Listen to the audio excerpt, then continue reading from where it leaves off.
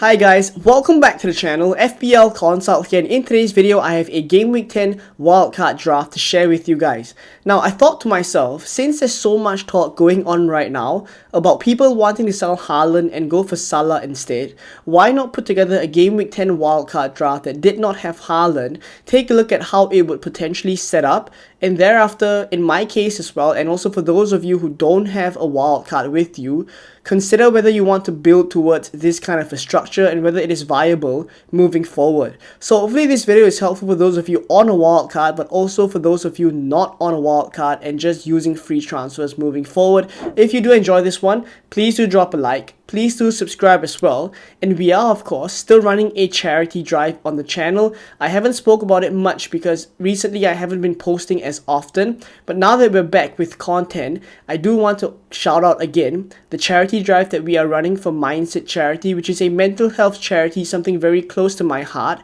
and we launched it on World Mental Health Day back a couple of weeks ago. So if you want to contribute, all you have to do is hit the subscribe button. It's completely free for you, and I will be donating more money to charity. So with all that said, let's get on with the Game Week 10 wildcard draft.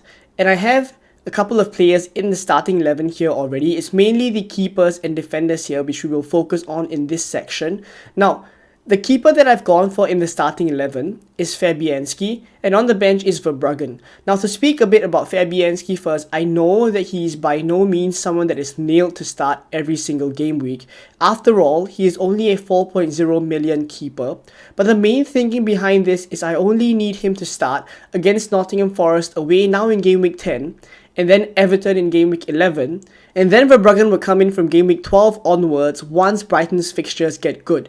So you really only need Fabianski for 2 game weeks, and looking at the way that he performed against Manchester United in game week 9, I do think like that has at least earned him one more game week, which is game week 10 against Nottingham Forest away. I also don't think that, the fact that Areola was benched in game week 9 and Fabianski started ahead of him, that it would mean Areola so quickly comes back into the starting 11. I do think like Fabianski will get a decent number of games moving forward, at least 10 and 11, and that's essentially when we need him, and then Verbruggen comes in very nicely. So Fabianski is only at 4 million. I've chosen to go for him here, and then Verbruggen at 4.5 million, because in total you would only be spending 8.5 million on your keepers, and you can spend money elsewhere. Where you look at the midfield later on, it is quite expensive. So this is the keeper pairing that I've gone for. There are obviously other keeper combinations that are quite popular also. I think Raya is still an option, despite Arsenal not keeping a lot of clean sheets. I do think like from game week 12 onwards, Arsenal's fixture run is so good that I really don't mind jumping on double Arsenal defense. So I wouldn't rule out Verbruggen to Raya later down the line. It's just that for game week 10, I've chosen this combination of keepers.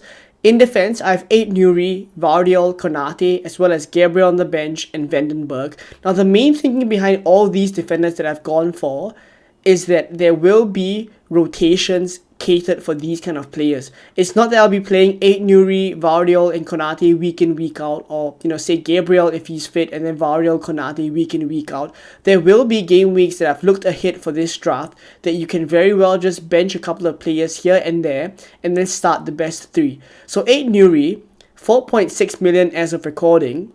He is obviously one of the first few names in the draft, despite him being on 4 yellow cards. That is playing on my mind still, but I don't think it puts me off going for him, because even if he misses one game in the next few, as I've said, there are options on the bench. There is a rotation catered for him, and also his fixture run is so good for such a long period of time that him missing one of the games in the future does not really impact the kind of time horizon that I want to start him for. So he's still a pick that I've chosen to go for on the Game Week 10 wildcard.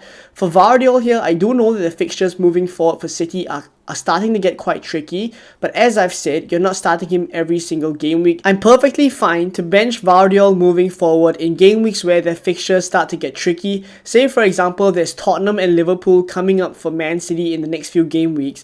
Those are also game weeks where Gabriel has good fixtures and can fill in for him, and then I'll start 8 Nuri and Konate as well. So I've looked at the rotation and it works, and I'll be able to start Vardiol for the good fixtures that Man City have, and when that happens, I back him for clean sheets, and then you add the fact that Vardiol has good attacking threat.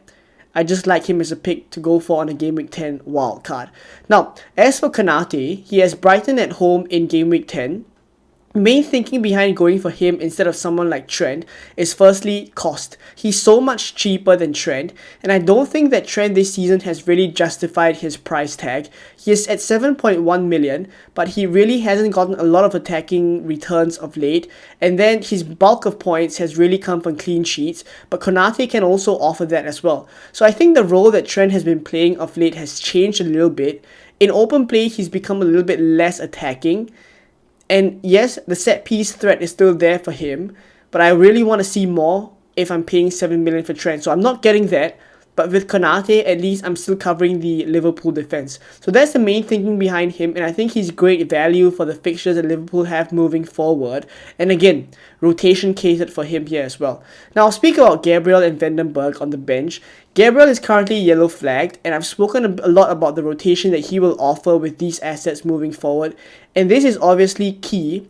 And so if we get news that he is not fit for the next few game weeks, or that he'll be out longer than we expect, then going for Saliba here is also a very viable option. The main reason I've still chosen to go for Gabriel here, there's two reasons. Firstly, I don't think the injury for him is that serious. There are pictures circulating on Twitter of Gabriel's left knee in a bit of a cooling brace. So I'm not a medical expert by any means, but what people who have used it before have said is it's mainly used to bring the swelling down. So I guess it points to me as well that it's a bit of an impact injury, not something that is so serious that will keep him out for so long. Again, we will need more information, hopefully from Arteta, which I don't think we'll get, but obviously, hopefully with the kind of training pictures as well moving forward, that we will get more clarity. At least you don't need to play him from Game Week 10 to Game Week 11 because he has Newcastle away in Game Week 10 and Chelsea away in Game Week 11. Those are fixtures that I don't think you would be too fussed having to bench Gabriel in. And then when he comes back from Game Week 12 onwards, that is the expectation. Then you can start him from there on. So my second reason why I've chosen to still go for Gabriel is that I think in terms of attacking threat, Gabriel is still the one that trumps Saliba. So if fit, and if we know he's going to be alright from Game Week 12 onwards, then I would have Gabriel in the team. And then Vandenberg here is just a 4.0 million bench fodder, but one that does start for Brentford and has been starting of late. And if you do need to use him in these next few game weeks, it's not the worst thing in the world because Brentford's fixtures are still continuing to be good, at least up till game week 14. So he could very well fill in for these next few game weeks if, for example, Gabriel is still injured. So that's the thinking behind these main defenders that I've gone for here. Let me know what you think about this defensive setup in the comments down below. And let's have a look at the midfield. Now in midfield, I've gone with Mbeumo, Saka, Salah, Johnson and Palmer. So one look and you can already see this is a very expensive midfield with 3 premium midfielders, but I've simply channeled the Haaland funds into this midfield. Now the main reason why I've gone for 3 premium midfielders is captaincy. If we're going without Haaland, you will want to be able to choose a good captaincy option every other week, and where else to look than these 3 premium midfielders who have been doing so well of late. They all offer exactly what you want from your captaincy option in that they're nailed to start, they're 90-minute men, they're all on penalties as well. And the best part about this kind of a 3 premium midfield is that you can pick and choose as and when each of these players have the most ideal fixtures to captain them in. And that is exactly the benefit of going without Haaland, that you will be able to captain another premium option that has better fixtures than Haaland over this fixture run. So that's the main thinking behind Saka, Salah and Palmer. And I'll speak about Mbeumo and Johnson here. Both of them are slightly in the kind of mid-price midfield bracket. Mbeumo at about 7.7 million and Johnson at about 6.7 million now. I do think like Mbeumo is still an asset that I will want to have. You look at the way that he performed in Game Week 9 as well. You see how integral he is to that Brentford attack. Albeit the second goal was quite lucky. But you see that he's continuing to be on penalties. 90-minute man for Brentford, and attackingly, Brentford's attack has still impressed me. Defensively, they do struggle, but the Brentford attack is one to be reckoned with, and I'm happy enough to have Mbeumo here. I still think he's very good value. Now for Johnson, the main thinking is the Game Week 10 fixture here, Aston Villa at home, as well as the Ipswich at home fixture in Game Week 11 that I would want him here. I did for a second consider whether I want Son in this spot, because he could very well be your captaincy option in game week 11 as well, and it's perfectly viable with this draft if you do have enough money. You can downgrade Vardiol and also Welbeck, who's on the bench, which I'll speak about in a bit. If you downgrade Vardiol to Rico Lewis and Welbeck to a 4.5, you can upgrade Johnson to Son Heung-min. So that's something that I won't rule out as well, of course pending the injury updates that we get from Ange Postecoglou. But for the purpose of this video, I have Johnson in here to cover the Spurs attack, which I still do think is an attack that I want to back for at least the next 2 game weeks. They are not suddenly a very bad attack. They are still one of the best teams in terms of attacking numbers this whole season so far, and it's not just the Crystal Palace one game that would change my impression so greatly. So I do back them against Aston Villa as well as Ipswich to get attacking returns, and I want a piece of that pie, so Johnson is here to cover that, but he could very well leave the team from game week 12 onwards once Spurs will play Man City as well as their fixture run turning a little bit as well. So he's not a long-term option, he's just a bit of a short-term punt here. One that I think would be good value as well. I think Garnacho, if Manchester United start to get on a good kind of a form, because now they're changing their manager, Ten Hag has just been sacked, and it seems as if the Sporting Lisbon kind of coach would come in here, so Amorim, if I'm pronouncing the name correctly, if he comes in and does a really good job and Garnacho is someone that you suddenly want, then Johnson to Garnacho is also a possibility in game week 12. So there we go with the midfield, very strong, and the main thinking again is captaincy. Let me know what you think of this super strong midfield. Would you bring in Son in place of Johnson and downgrade Vardiol and Welbeck as well to fit him in? If not, let's have a look at the forwards to finish up this video. So up front, it's Cunha and Chris Wood. I think it's no surprise with these two forwards. And then on the bench, it's Welbeck waiting on the wings for game week 12 once Brighton's fixtures start to swing. Now, the main thinking with Cunha and Chris Wood here is that I prefer them ahead of options like Jimenez from Fulham or Visser from Brentford. Now, firstly, to speak about Cunha, the fixture run for him is so good for such a long period of time that he makes for a very good set and forget option.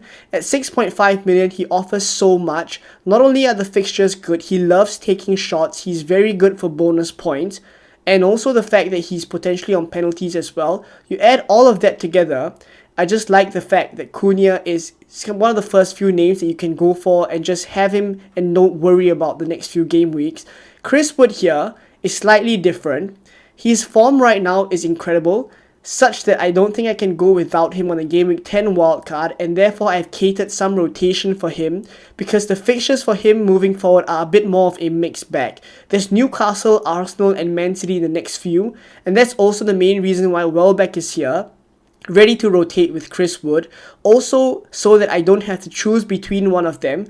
If I had gone, for example, in a 4.5 million forward instead of Welbeck, then moving forward, what I imagine would happen is that come game week 12, I would do Chris Wood to Welbeck, but that would mean I would miss the Ipswich fixture in game week 13 for Chris Wood, which is not what I want. So in order to kind of capture all the good fixtures for all of these forwards, I've chosen to spend more money in this third forward spot and go for Welbeck ready here so that I can rotate with Chris Wood, and then when Chris Wood has Ipswich, I can also start him. So again, rotation in mind with these kind of assets, but the extra money really has come from losing Erling Haaland here. So I'm really trying to capitalize on the good fixtures overall with good rotation in defense as well as the forward position. So there we go with this wildcard draft for Game Week 10 without Haaland. The team rating is 98%.